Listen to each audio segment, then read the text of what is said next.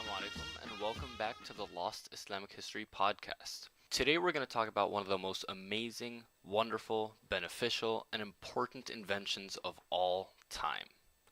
Coffee. Today over 1.5 billion cups of coffee are drunk every single day all around the world. It's become a cultural staple almost everywhere you can travel to and is part of billions of people's daily routines. So where did this tasty and addictive drink come from?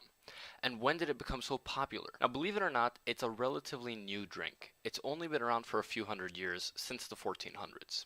Now, I know that sounds like a long time ago, but relative to the rest of human history, thousands and thousands of years, coffee is a pretty new invention. So where did it come from? Well, the legend goes that somewhere in Ethiopia, or maybe Yemen, there was a goat herder who realized that every time his goats ate beans from one particular tree, they had a lot of extra energy and were jumping around all over the place, and generally acting pretty crazy. I don't know about you, but if I saw my goats doing that, I would stay very, very far away from that tree. But apparently that goat herder was a pretty brave fellow and ended up chewing some of those beans and realized that he had more energy because of it. Eventually, the people in that region realized that if you grind the beans, you can dissolve the powder in water and make a dark drink that gives you more energy. Thus, coffee was born. Now, that story may or may not be true, but what's important is that during the 1400s, this new drink began to be pretty popular in Yemen.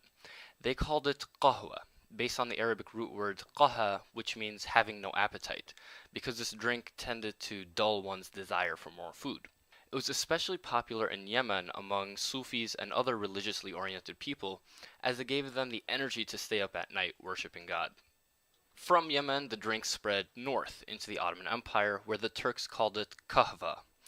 By the way, the Italians took the Turkish word and pronounced it as cafe, and from that word came the English word coffee. Interestingly, at first some Islamic scholars in the Ottoman Empire had a temptation to declare kahva as haram, or unlawful according to Islamic law.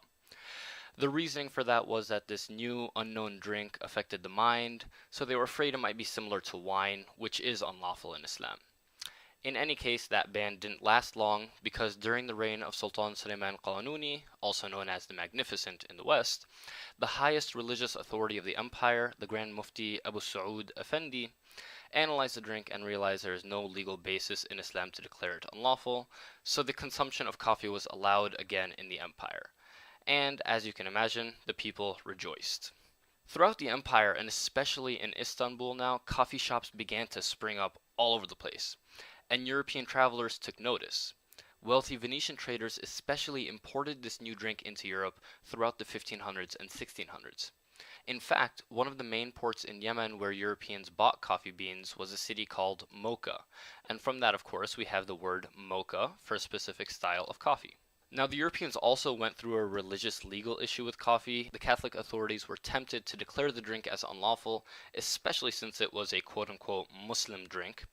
But eventually, in the year 1600, the Catholic Church again allowed its use, and again, the people rejoiced. Now, probably the most important impact of coffee in history was the fact that it helped pull Europe into the Renaissance and Enlightenment eras. Throughout Europe's Dark Ages, alcohol was the drink of choice. You'd start your day off with beer soup, have a piece of bread with beer for lunch, and finish off your day with some bedtime beer to help you sleep. Needless to say, it's pretty tough to build a stable and organized society when everyone is always drunk. When coffee was introduced, people began to drink that instead. And coffee has the exact opposite effect of alcohol. It makes people more alert, makes them think more clearly, and keeps them awake.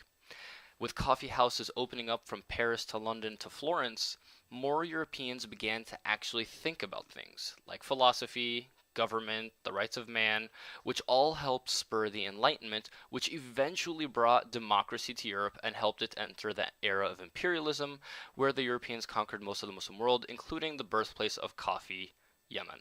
Isn't that ironic?